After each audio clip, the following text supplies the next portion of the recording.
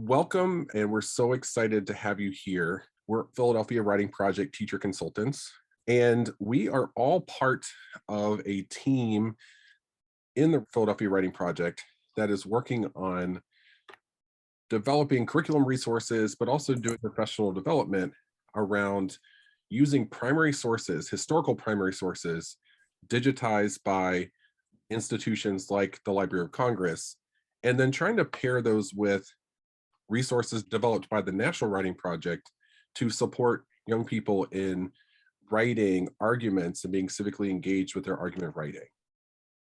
So this summer we tried this out and we had some curriculum where we were pairing the primary sources with current events.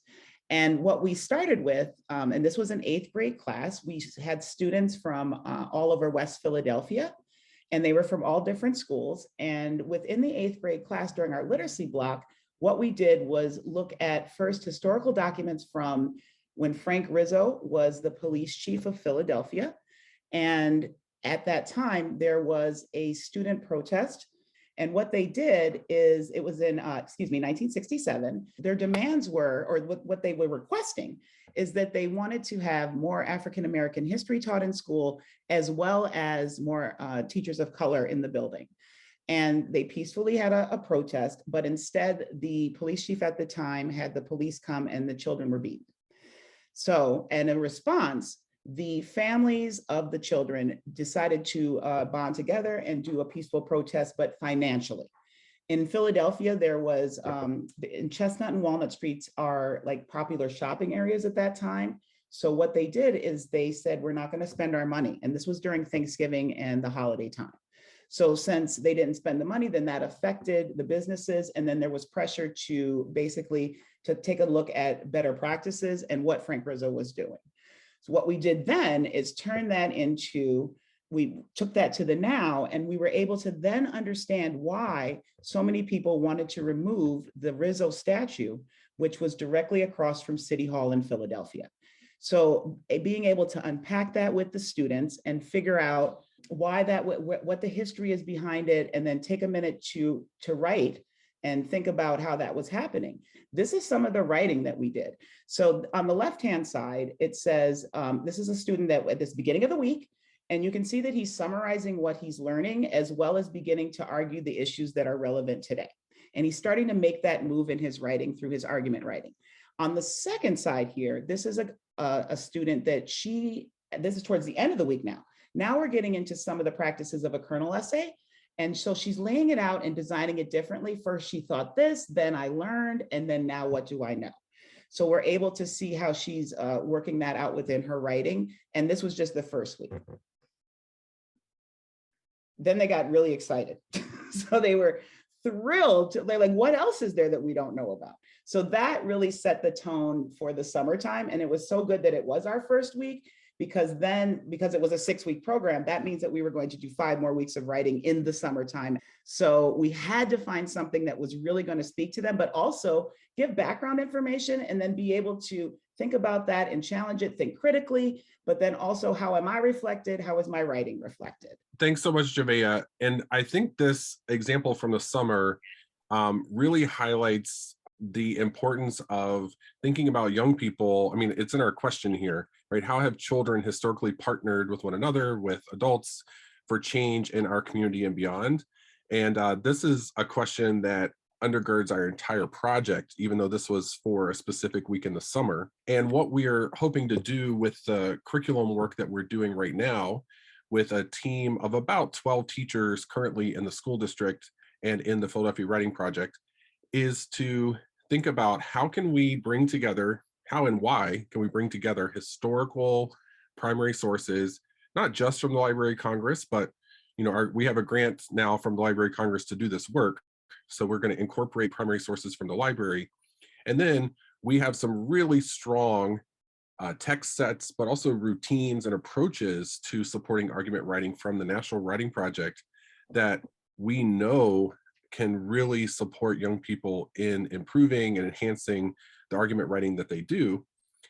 And then we have another piece to the work that we're doing right now, which is to do that planning with a really emergent and exciting framework that's been provided by Dr. Goldie Muhammad in her book, Cultivating Genius. And we're writing curriculum, but we're also trying to capture student work and capture our own questions as teachers about what are the affordances, what are some of the challenges, and also what are some other possibilities. And we're doing this right now this spring, and then we'll be working with teachers in the summer, both at the summer program that Jabea just talked about in West Philadelphia, but also with teachers in our Invitational Summer Institute. And then we're hoping to continue this work on into next year as well, to have more teachers add to existing curricula and also add their own sets.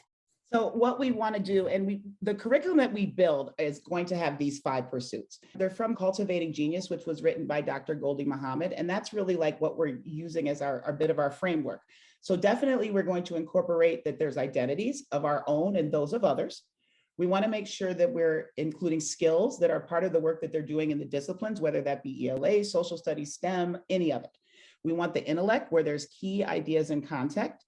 Criticality, which allows the students to involve examining and changing the world. And most importantly, and my personal favorite, is joy. Seeing joy in others, how others live, and joy in your students and for their learning.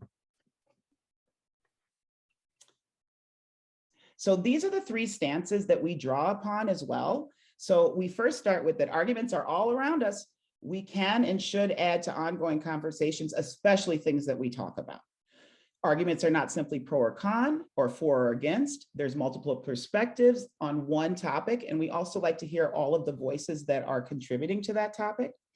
And finally, that argument writing involves making moves with claims and evidence. And what we're trying to do is learn to strengthen those moves, to strengthen our own argument. So we'll use the Library of Congress teacher page and primary source set, which just a personal shout out, it's wonderful. Chronicling America, the historic newspapers. The TPS Teachers Net, well, they're all wonderful. I can't even sit here and pick one. The TPS Teachers Network, the American Archive of Public Broadcasting, and the Congress.gov. So I want to jump in here. So we had those 3 different buckets. One thing that we're trying to do in putting them together is to try to think about a very particular kind of argument writing.